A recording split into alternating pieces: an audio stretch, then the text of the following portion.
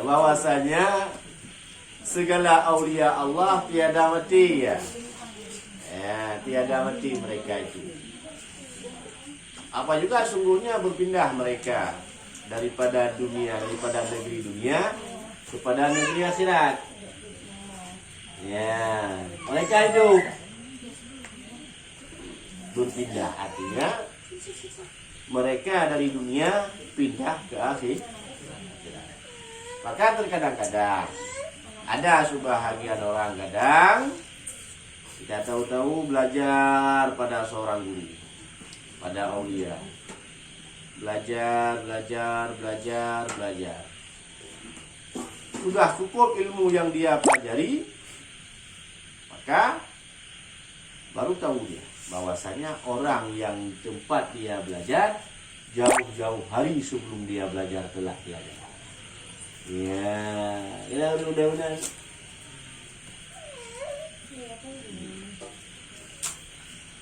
Kata Abu Ali, kata Ar-Razayadi radhiyallahu anhu, telah mati pada kami seorang fakir yang dagang, maka aku mandikan dia dan aku sembahyangkan atasnya dan aku hantarkan dia pada lahatnya. Maka aku buka mukanya supaya mengenainya akan tanah. Maka ia buka dua matanya dan berkata ia bagiku, "Hai Abi Ali, adakah engkau tangan yang menghinakan daku antara dua menghinakan daku?" Maka katanya, kataku, "Ya Sayyidi, adakah hidup kemudian daripada mati?" Katanya, "Aku hidup. Tiap-tiap kasih bagi Allah itu hidup, tiada mati ya. Sanya aku tolong akan dikau bisik besok hari dengan kemegahanku." Baik.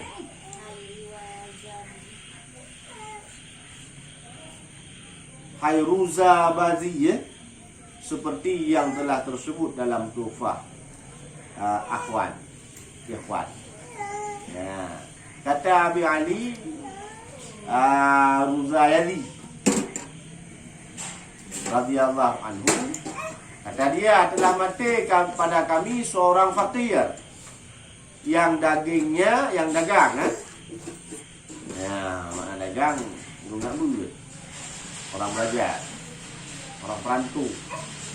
Maka aku dimandikan oleh Abi Ali, disumayangkan atasnya dan dihantarkan pada lahatnya, dibukakan mukanya supaya mengenai ya kan tak? Ya, maka tatkala dibuka akan matanya, dibuka daripada mukanya, dibuka pula mayat itu dua matanya, terbuka matanya. Ya, dan berkata ia bagiku,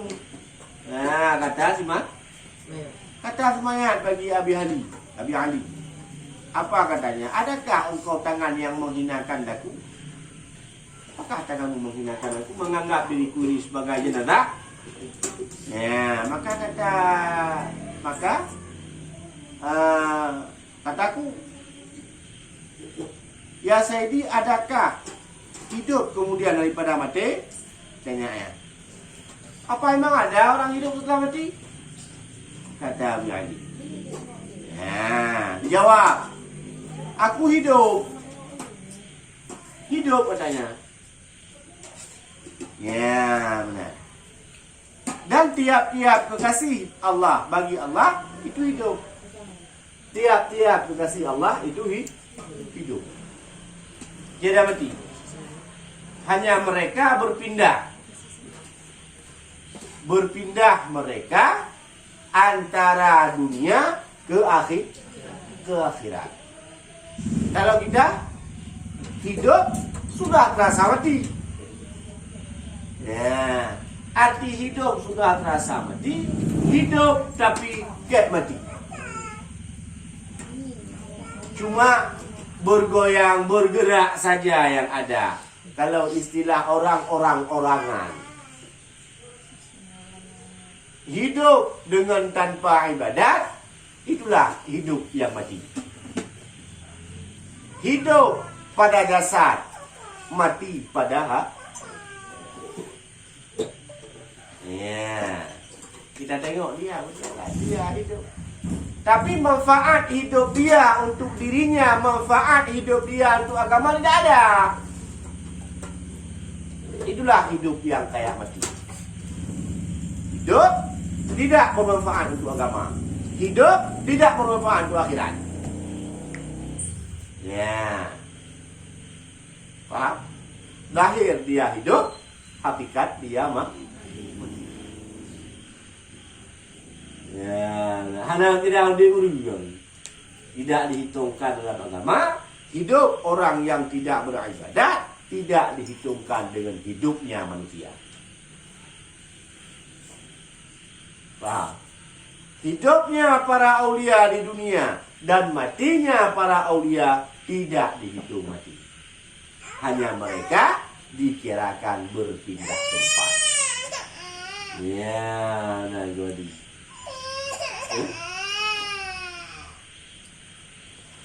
Jampan.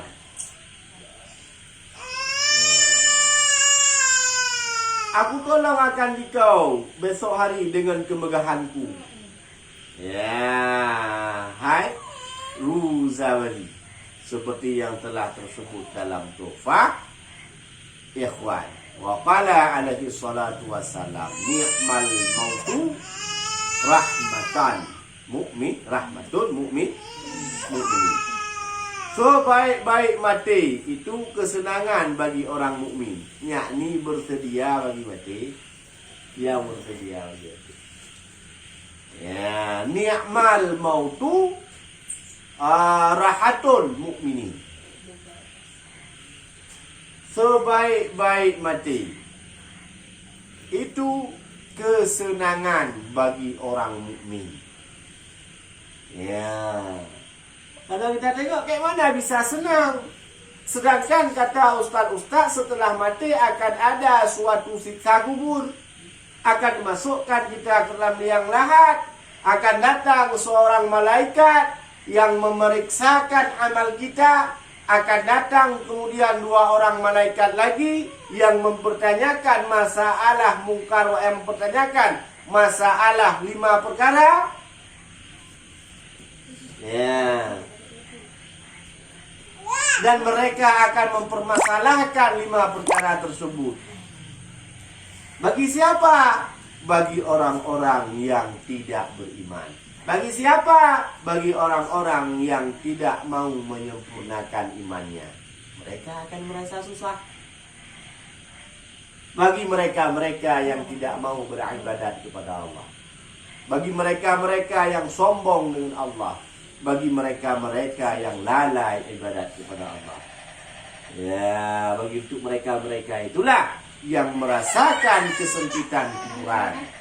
Tapi bagi orang-orang mukmin yang mengagungkan kemegahan Allah, yang menghinakan diri di hadapan Allah, mereka akan mendapatkan kuburannya itu luas lebih daripada dunia. Mereka akan mendapatkan nikmat setelah mati. Mereka akan merasakan kenikmatan setelah mati. Dan bahkan mereka bersedia untuk mati. Jangan mati. Ya. Karena dengan sebab matilah dia bisa menghasilkan ibadatnya. Bisa menghasilkan atas apa yang telah dia berbuat dalam dunia. Bila mana ia berbuat kebajikan, maka balasan Allah lebih baik kepadanya. Nah, dia nanti-nantikan balasan itu. Bila mana dia melakukan suatu kejahatan, maka azab Allah akan dibalas setelah dia mati. Ya, udah. Jadi, istilahnya mati ini adalah suatu perpisahan, suatu penghalang kita dengan nikmat dunia. Suatu perpisahan kita yang mencerai-beraikan kita dengan sesuatu yang kita kasihi di dunia. Dan mati itu adalah sesuatu penyambung dengan sesuatu yang kita kasihi untuk akhirat. Ya, artinya berpisah dengan kekasih dunia, berjumpa dengan kekasih akhir. Munyuna tak sediakan. Kalau ada kita siapkan kekasih akhirat. Bila tak ada, maka dengan kasih kita dunia akan berpisah, dengan kenikmatan dunia kita akan bercerai, dengan kesenangan dunia kita akan putus. Bersambunglah dengan adab akhirat bila kita tidak mempersiapkan kebaikan akhirat. Bila kita ada kebaikan akhirat, maka kebaikan akhirat itu akan bersambung dengan kita setelah kita mati. Dan balasan akhirat itu akan bersambung dengan kita setelah kita mati. Ya, benar. Jadi bila kita tidak ada persiapan dunia, maka susah saat kita berpisah dengan dunia. Kenapa? Karena tidak ada yang menolong kita, tidak ada backing kita. Kalau di dunia banyak backing. Ya, ada backing apa? Banyak yang menolong di saat susah. Di akhirat nggak ada. Jangankan untuk kita bilang yang lain, anak sendiri belum tentu mau menolong kita. Anak sendiri. Kalau suami apa cerita?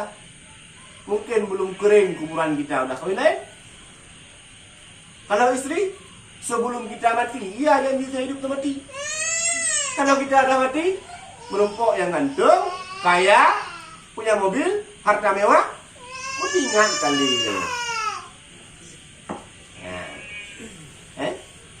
Maka harapan kita satu-satunya hanya pada pribadi kita. Ya. Oh, ini menyiapkan untuk amal anak, kita jadikan anak yang saleh. Memang kewajiban kita. Kewajiban kita menjadikan, mencetakkan kader itu anak kita untuk menjadi anak yang saleh. Ya. Oh, mau kita mengharapkan daripada dia apakah akan ada selagi kita masih hidup, bisa kita atur kalau kita dah mati? Apa dia tahu yang akan kita rasakan dalam kubur? Belum tentu. Tapi kita tahu apa yang dia perbuat dalam dunia. Ya. Maka seolah-olah kita ini hidup di dunia seolah-olah tanpa berakhir. Bila kita kasih kepada dunia. Ya. Tengok lagu ni. Jangankan kita bilang untuk orang lain, kita sendiri yang telah ditinggal oleh orang tua, berapa malam sekali kita kirimkan doa untuk mereka. Berapa hari sekali kita khususkan doa untuk mereka. Ada tunggu selepas maya, Allahumma ighfir lana. Ya. 24 jam berenang kalau istilah dalam lautan. Hanya 5 kali kita campakkan pelampung. Ada tunggu semalam Selasa sekali kita kirim doa. Kan ada tunggu buat wiridan Yasin malam Selasa. Ada. Kadang-kadang ada kita baca Yasin, lupa kita mengingatkan untuk mereka. Buktinya saat tunggu bilang ini seperti biasa kita bacakan surat Yasin, kita hadiahkan pahala kepada orang tua kita, sanak saudara kita yang lain ngobek, tunggu ngomong. Kapan sempat mengingatkan itu?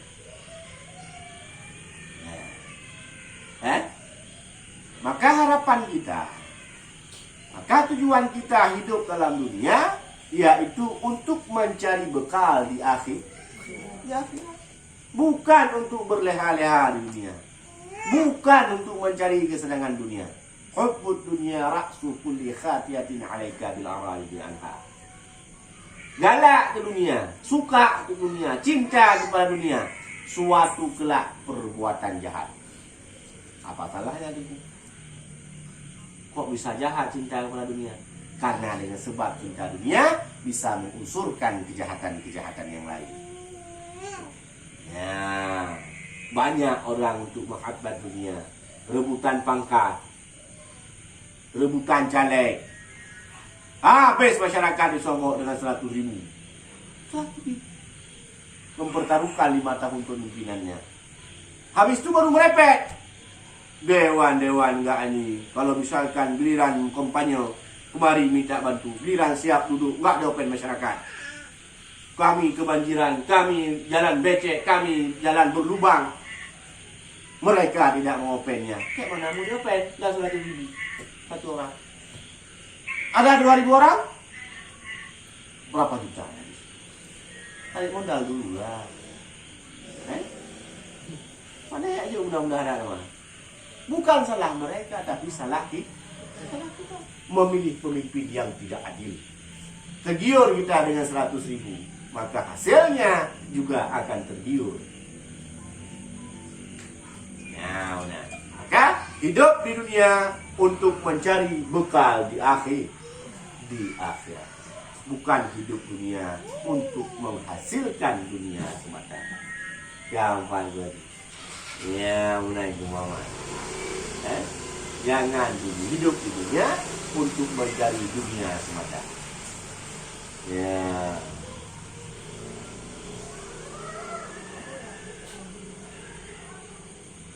Dan mati daripada orang mukmin itu adalah rahmat. Dari riwayat daripada Siti Aisyah radhiyallahu anha, mati terkejut itu kesenangan bagi orang mukmin, dan mereka bagi orang murka bagi orang fajir, yakni kafir, dan yang fasik yang tiada bersedia mati. Maka mati terkejut itu daripada bekas murka Allah, karena bahwasanya tiada tinggal dia itu supaya taubat dan bersedia bagi akhirat, dan tiada sakitkan dia supaya jadi ia kafarah baginya.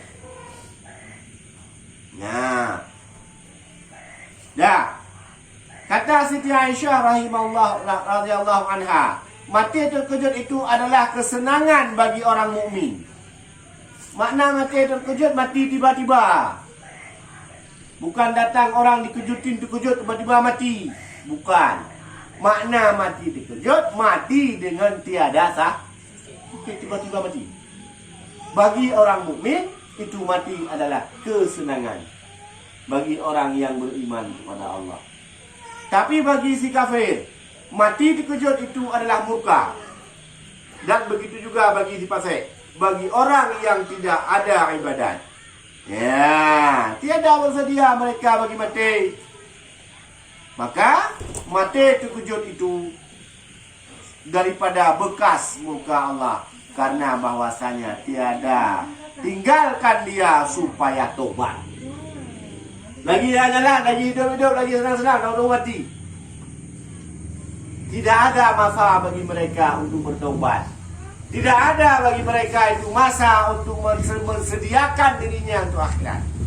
Tidak ada masa baginya untuk mengampuni dosa. Tidak diberikan sakit bagi mereka. Nah, maka katanya lebih banyak orang di akhirat di penghujung zaman nanti mati dengan tiada sakit, mati dengan tiba-tiba. Di kalangan kita sudah banyak terjadi. Lagi-lagi enak ngomong besok mati. Hari ini hidup, besok mati. Bahkan orang yang dekat dengan kita sekalipun. Nah, contoh kayak di lorong kita. Sore antar rumah, malah mati. Siapa tahu? Kawan-kawan kita sore masih ngecor, sore masih kerja, malah mati. Mati dengan tiba-tiba. Ya. Maka mulai sekarang jangan lagi berancang-ancang besok taubat. Jangan. Kayak mana? Sekarang taubat. Karena mati belum tentu besok. Kadang pulang lagi mati. Ya. Begitu juga dengan maksiat. Jangan berencana hari ini aku bermaksiat, besok aku bertaubat. Kadang setelah kita maksiat mati, kapan kita taubat? Ya, Muhammad. Jangan ada program untuk berbuat maksiat dan jangan menunda-nunda pada berbuat taubat. Kalau dulu mati ada sakit mati. Mati sakit adalah salah satu daripada tanda mati. Sekarang tanda itu sudah kurang. Tanda mati sekarang sudah kurang. Nggak sakit mati. Jalan-jalan mati. Tiba-tiba lagi jalan datang banjir bandang mati. Kapan taubat? Ya. Lebih-lebih kita hidup di penghujung zaman. Lebih banyak terjadi kejahatan daripada kebaikan. Di mana-mana kejahatan. Ya. Dan lebih banyak orang diam pada orang berbuat jahat. Dan tidak ada sangat sedikit orang yang berani mengatakan yang hak dan mengatakan yang batil. Sangat sedikit. Lebih banyak diam-diam sekarang pada maksiat. Ya. Banyak diam-diam pada maksiat. Orang berbuat maksiat kita diam-diam. Alah biarlah. Nanti aku tegur dia marah pula sama aku. Besar lagi masalahnya. Ya. Kamu. Ya udah. Dan tidak bersedia ya bagi akhirat. Tidak mempersiapkan diri dia untuk akhirat. Dan tiada sakit supaya jadi kafarah baginya. Aku sakit tidak diberikan sah. Karena dengan sakit orang mukmin, dengan sakit itu adalah sabar atas sakit, diampunkan dosa. Telah mengurangkan dosanya dengan sebab sakit. Maka orang yang sakit mau sabar atas sakit itu baik. Bagus. Karena kenapa? Sakit diberikan oleh Allah. Sabar atas kesakitan itu kafarah bagi kafarah. Diampuni dosanya. Ya. Gimana? Jangan maki-maki. Sabar atas sakit. Karena wa qadri khairi wa syarrihi minallahi ta'ala. Untung baik dan untung jahat datang daripada apa untung baiknya? Kenikmatan. Ya. Apa untung jahat pada diri kita? Kesakit. Sabar. Ya. Syukur pada nikmat, sabar pada bala atau sabar pada musibah. Nikmat. Ya, dua masalah. Ya. Dan katakanlah bila ada orang yang tidak mau bersabar atas bala, tidak mau syukur atas nikmat, keluar daripada bawah Allah. Bila tidak mau sabar atas bala, tidak mau syukur atas nikmat, keluar. Kata Allah dalam hadis kursi. Cari Tuhan selain daripada Allah. Hor demikian. Mana ada Tuhan selain daripada Allah? Nah, umpama kita bisa berubah kecil kayak jin dan jun, kayak jini o jini. Nah, berubah kecil. Berubah kecil, cukur rambut, masuk ke tempat asal umpamanya. Lu masuk. Saat itu pun punya apa? Punya Allah. Kemana kita pergi? Ya. Hanya satu pada tempat yang boleh kita berbuat maksiat. Dan mana? Satu tempat boleh berbuat maksiat. Mana? Pada tempat yang tidak dilihat oleh Allah. Nyainan maksiat ini. Hah? Tak ada? Berarti tak boleh maksiat.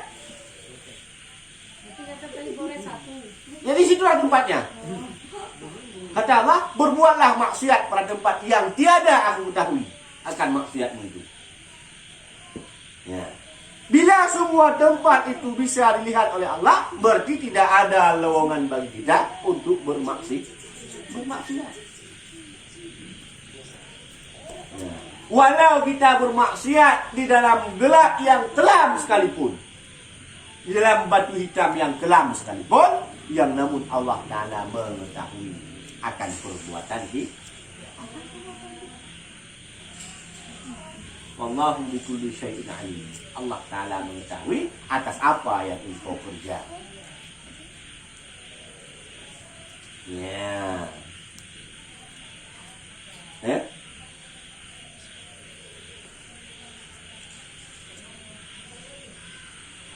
Dan Allah Ta'ala melihat atas apa yang engkau lakukan. Allahu basirun bima ta'malu. Apapun yang kita kerja, Allah Ta'ala melihat. Dan apapun yang kita rencanakan, Allah Ta'ala mengetahui. Walaupun yang itu baru tingkat rencana kita sekalipun. Baru rencana berbuat kebajikan, Allah Ta'ala tahu. Nah, dalam hati ada hati. Allah Ta'ala mengetahui. Maka semana hebat kita, semana anggar kita dengan Allah, sehingga kita berani bermaksiat kepada Allah. Semana mampu kita menahan azab daripada Allah, sehingga kita berani melawan Allah. Ilung hanabuhu, tidak berani dengku melawan Allah, yang berani melawan orang tua.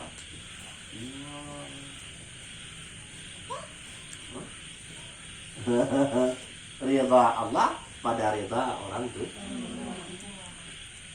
Hai tungku kan hebat tungku. Tidak hebat tungku. Siapa hebat tungku sama orang tua? Hebat orang tu. Yang tiba umpama kita datang, umpamanya ulama Abu dari Arab Saudi datang. Sibuk kita mucium tangan Abu itu, mucium dengan minta doa sama dia. Datang ulama dari Mesir, sibuk kita datang dengan melangkahi orang tua kita. Padahal doa bagi anak pada orang tua yang ijabah.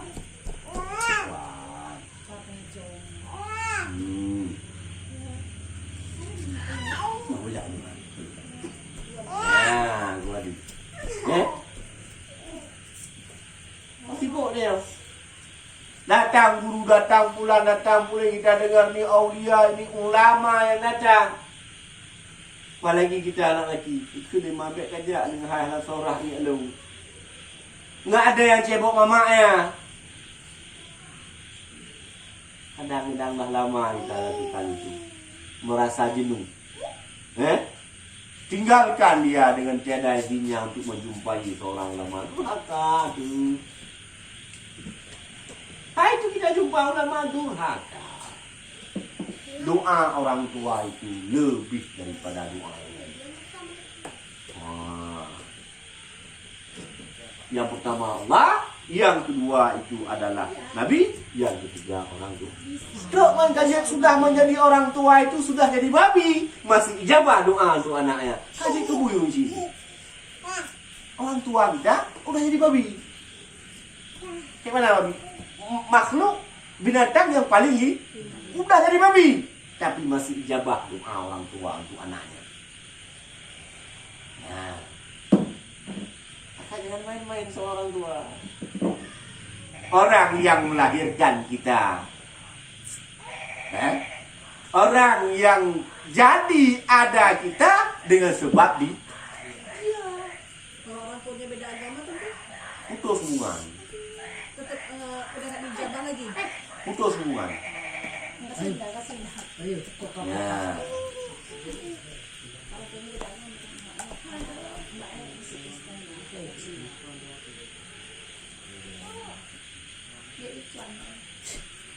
Ya. Ya. Tapi selagi dia masih Islam, ijabah doa. Kan kebulu sini. Kita jadi babi.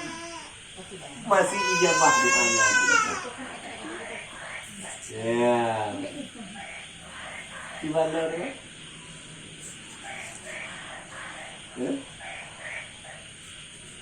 Hebat orang tua. Kalau nggak ada dia, lahiriah nggak ada kita. Sehebat-hebat anak, tidak sehebat orang tua. Anak S3, orang tua nggak ada S sama sekali. S kosong yang ada orang tua. Tapi hebat orang tua daripada hebat. Sebodoh-bodoh orang tua bisa melahirkan 10 anak. Sehebat-hebat anak tidak bisa melahirkan orang tua. Nah, ini lahirlah. Dia lahir ke bilang. Hah? Hai, Ada. pecah belas hati kan? Enggak apa-apa. Ya. Maka hati-hati dengan orang tua. Carikan doa. Carikan ridhanya. Enggak apa-apa. Minta. Enggak apa-apa. Paham kira-kira?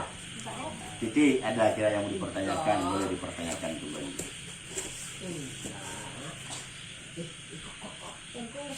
Kalau seorang istri itu doa yang dijabah dari suami kan dari orang tua. Suami, Berarti dari orang tua. persentase seorang istri itu orang tua sangat minim.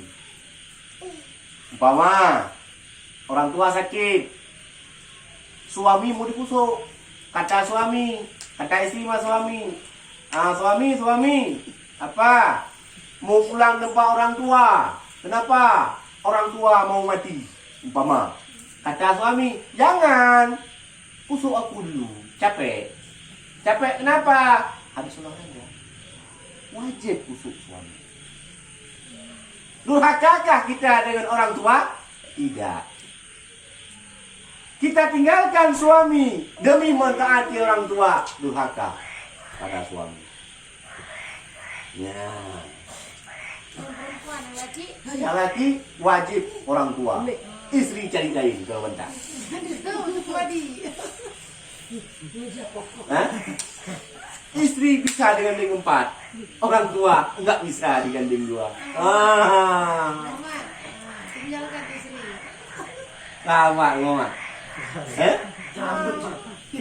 Seandainya umpama ditanya sama istri, abang pilih istri atau pilih orang tua? Oh, ditanya. Tuan pilih. Pilih aku tadi. Laga, istriku cantik. Cantik, kaya lagi. Ya, pilih mana abang pilih? Urut Tuhan aja kakrut. Ambil ni. Kulit udah bekrut. Kekuatan nggak ada lagi. Jalan nggak sanggup. Pilih mana? Ambil ni. Pilih orang tua apa pilih istri? Hah? Tapi banyak yang memilih istri. Ya. Contoh sudah ada pada masa Nabi Allah Ibrahim. Manakala Nabi Ibrahim mendatangi rumah Nabi Ismail, pelayanan dari seorang istri tidak bagus terhadap mertuanya. Tak tahu dia itu Nabi Ibrahim. Tahu pun. Apa kata Nabi Ibrahim? Ini kosan pintu sudah boleh diganti. Sampaikan itu pada Ismail. Langsung diganti. Kan kosan pintu tinggal ganti. Iya. Ganti istri. Karena istri tuan rumah. Ya, maka Minta. ya, gua Nah, durhaka istri apabila meninggalkan suami. Hai tunggu, suami saya cukup padat, bandel minta ampun. Bandel-bandel itu suami. Orang tua saya alim. Takdim daripada orang tua setelah kita berkawin berpindah kepada suami. Wah. Takdim 100% untuk orang lain. Bahkan Nabi berkata kepada Fatimah, hai Fatimah, tidak kusalatkan jenazahmu bila engkau durhaka kepada suamimu.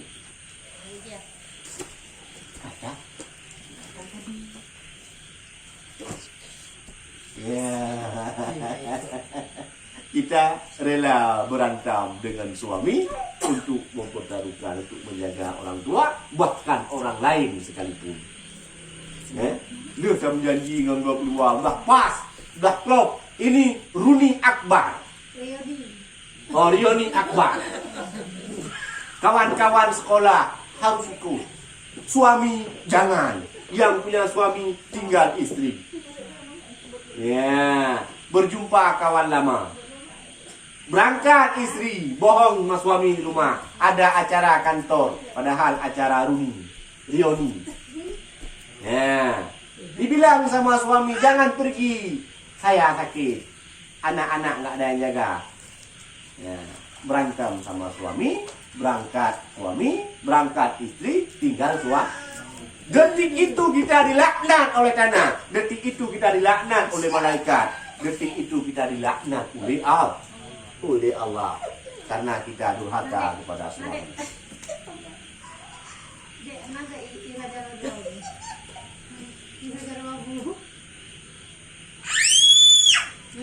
Paham kira-kira? Wallahu a'lam bishawab. Ilaihi raji'un. Maaf. Sallallahu ala Muhammad. Sallallahu